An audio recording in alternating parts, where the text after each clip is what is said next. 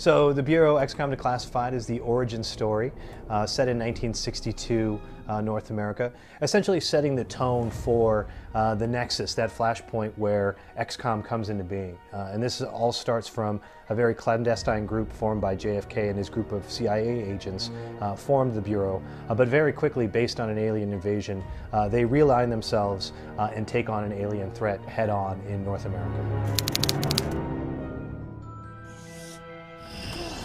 Well, every other XCOM game out there has been set in the near future, whether that was 1999 of the original game or sometime after 2013 for Enemy Unknown.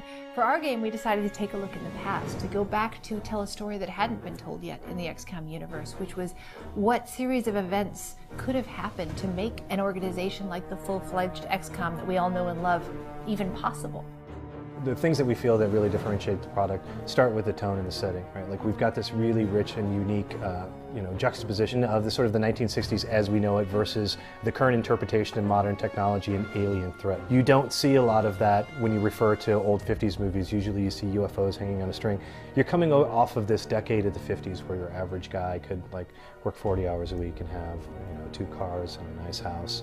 And so there was this feeling that nobody wanted any disruption in their lives. So what is really cool to me is the fact that you can really, imagine in the 60s that there is a bureau, and that there was a bureau of some sort in that time period that was under the radar, completely unknown to the public, with similar goals to what we're communicating through XCOM, but just in a different light.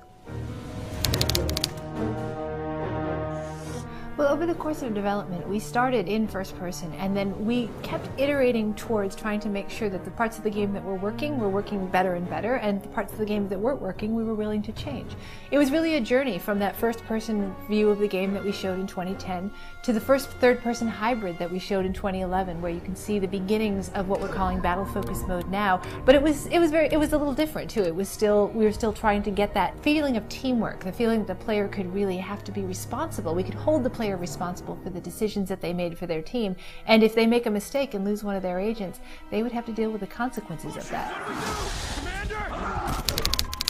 The integration of permadeath, right? The seriousness of your consequences and your actions, and how that can actually impact your gaming experience for not just for the moment, but for a long duration of time. And I think that it's been a powerful tool for us as we're sort of engineering and designing levels, as well as providing a real motivation to the player for utilizing the tactics and tool sets that we make available. You want the player to feel that the game is treating them fairly and not cheating them in the event that they lose a character because of poor design decisions. So when you introduce something like permadeath, it affects everything from the way that you engineer your levels, to the way that you introduce characters, and you constantly have to be cognizant of where the player is in terms of their leveling and skill set at that particular time.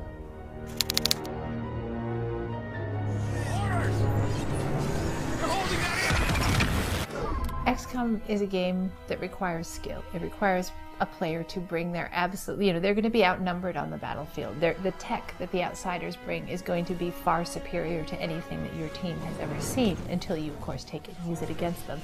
And our game really requires people to bring not just their twitch, but their skill, their ability to plan for a team, their ability to use tactics, the ability to take any advantage possible on the battlefield.